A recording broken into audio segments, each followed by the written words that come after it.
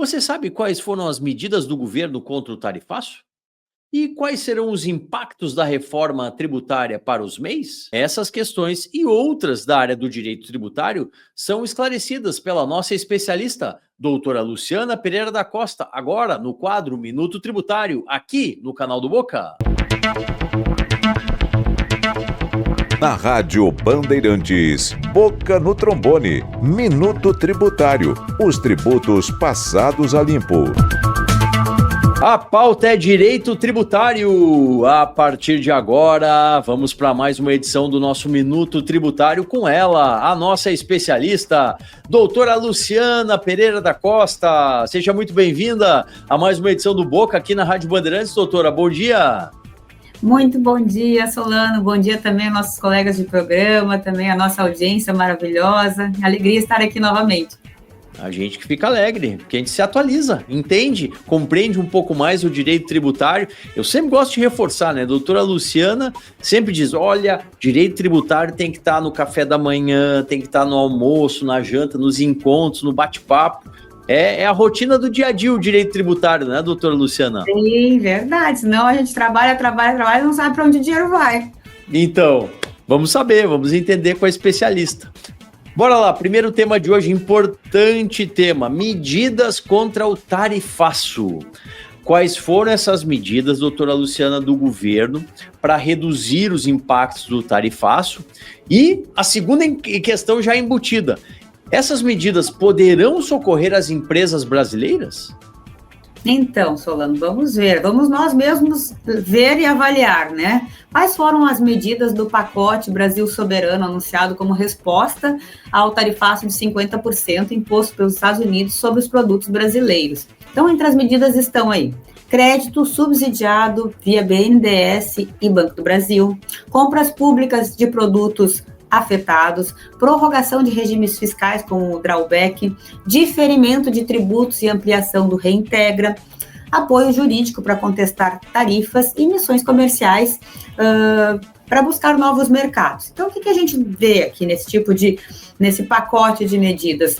Uma dependência de crédito público e promessas de compras governamentais. A base é essa que está aqui. E será que isso é solução? A gente depender do papai Estado para solucionar um problema como esse? Será que essa é a melhor forma? Claro, no momento, talvez, de um primeiro, ali rapidamente, até pode ser, mas isso não se sustenta, não é com crédito público, não é com compras governamentais que a gente cria uma economia forte. Há tempos a gente salienta aqui no nosso programa que o que faz um país crescer é uma economia forte e não um Estado forte. Então, temos aí as medidas caminhando novamente para o papai Estado, né, e sem mais outras coisas, outras medidas que prevejam realmente fortalecimento da economia.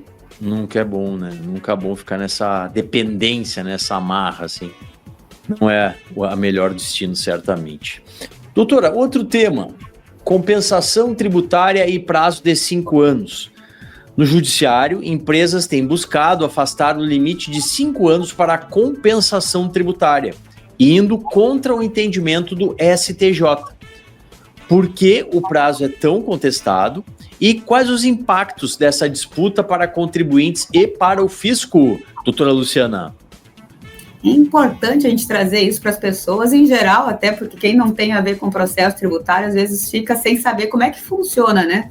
Uma vez que tu discuta com o fisco uma demanda na justiça, esse processo demora anos, a gente sabe que qualquer processo demora anos, um processo tributário também. E quando chega ao final desse processo, se você ganhou a disputa contra a fazenda, ou seja, você pagou imposto a mais, tem crédito a reaver com a fazenda, o STJ decidiu em março desse ano que você pode recuperar esse crédito, mas tem um limite de 5 anos. Então, você que lutou anos e anos num processo, às vezes demora, sem brincadeira, em torno de 20 anos, um processo tributário, pode ser menos, mas enfim. Que coisa. Então, você tem 5 anos e valores, às vezes, muito altos para recuperar nesse pequeno prazo. O que a gente vê, então, aqui? Um desrespeito à realidade empresarial. As empresas possivelmente não conseguem recuperar grandes volumes de valores e são créditos legítimos, a postura fiscalista do Poder Judiciário. Então, em vez de reconhecer, né, houve um erro arrecadatório, houve uma arrecadação a mais, tem que devolver esse dinheiro, aí coloca limites, coloca dificuldades para recuperar o crédito tributário. Então, mostra como vem aí o governo, a gente fala aí do governo judiciário, os 3 poderes, enfim, ao invés de garantir segurança e respeito aos direitos do contribuinte, não, vai reinterpretar regras que já funcionavam, já davam segurança jurídica, traz essas reinterpretações buscando aumentar a arrecadação através de medidas como essa. Então é isso que está por trás e por isso a indignação com razão dos contribuintes.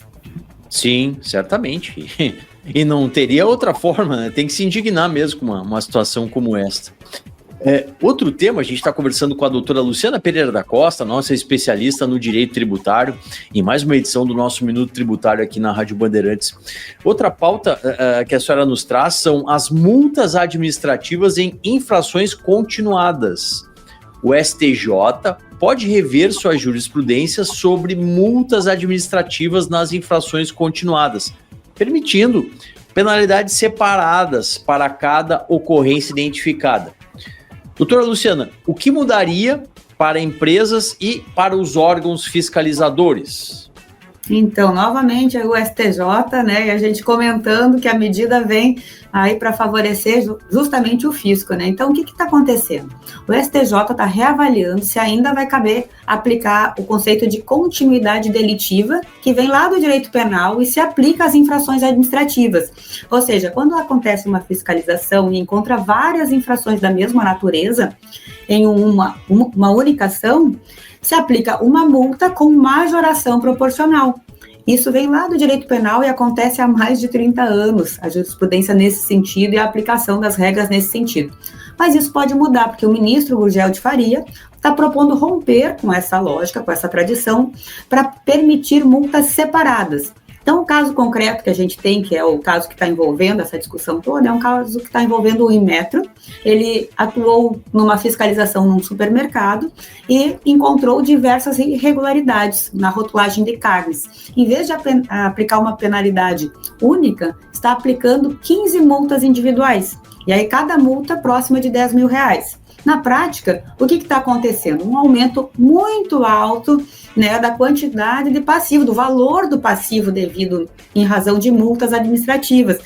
É por trás aqui uma outra forma de disfarçadamente aumentar a arrecadação, né, permitindo multas mais altas. Então, eu estou, de um lado, penalizando as empresas com mais força, eu estou, por outro lado, facilitando para os órgãos fiscalizadores que eles podem arrecadar mais através desse tipo de coisa, então é até mais vantajoso para eles começarem a fracionar mais, né? E é uma quebra de uma jurisprudência, como eu já coloquei, de mais de 30 anos. Mais uma vez, insegurança jurídica, né? Mudança na jurisprudência e toda ela no sentido de favorecer o fisco e prejudicar o contribuinte. Por isso que a gente está trazendo essas críticas e começando a chamar o judiciário de um órgão mais fiscal, né, mais um escritório do governo, praticamente, do que um órgão técnico aí para defender também os dois lados, né, olhar com imparcialidade para as questões tributárias.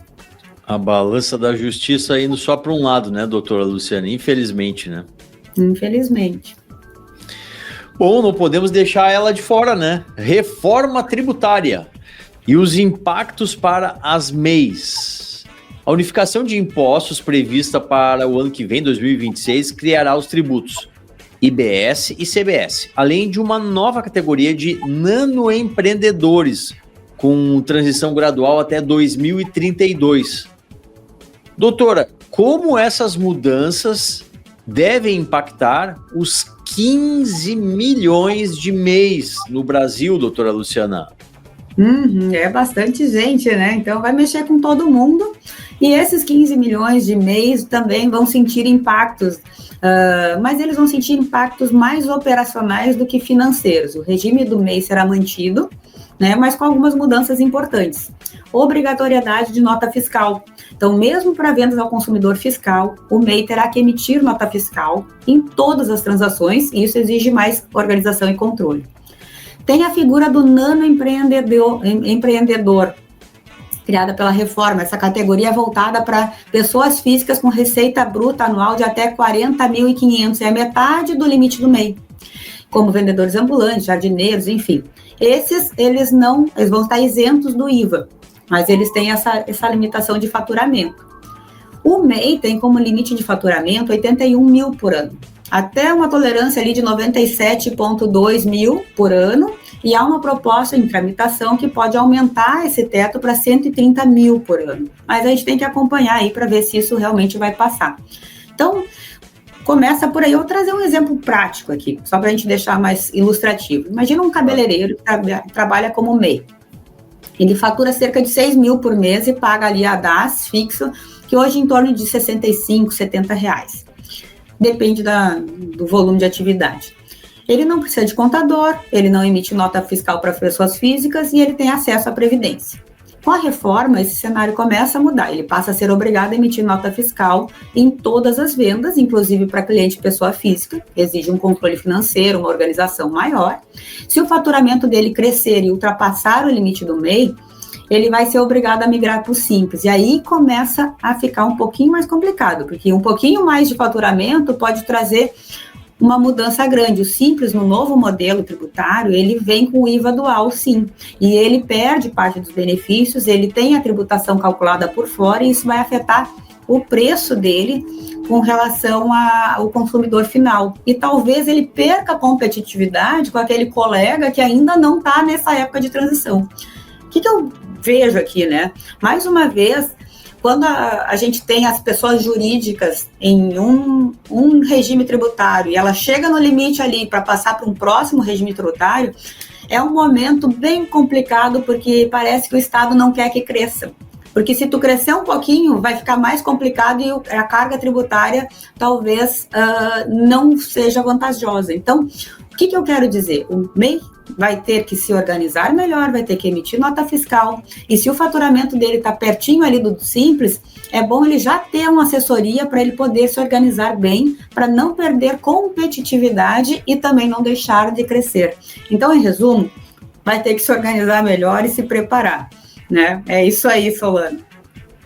Para não perder dinheiro, né, doutora Luciana? Olha, que mudança, né? Essa reforma tributária aí para todos nós aí, porque o reflexo é para todos, né? Para toda a sociedade.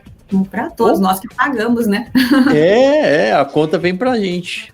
Doutora Luciana, muito obrigado. Mais uma vez a gente sai embevecido aqui das atualizações tributárias no seu Minuto Tributário. E o convite está feito para daqui a 15 dias a senhora retornar. A senhora sabe que a casa é sua aqui no Boca no Trombone. Muito obrigado e bom final de semana. Muito obrigada também, obrigada à nossa audiência, aos nossos colegas, um ótimo final de semana a todos. Fala, turma! Gosta de conteúdo jurídico? Então aqui, o canal do Boca no Trombone é o espaço para você.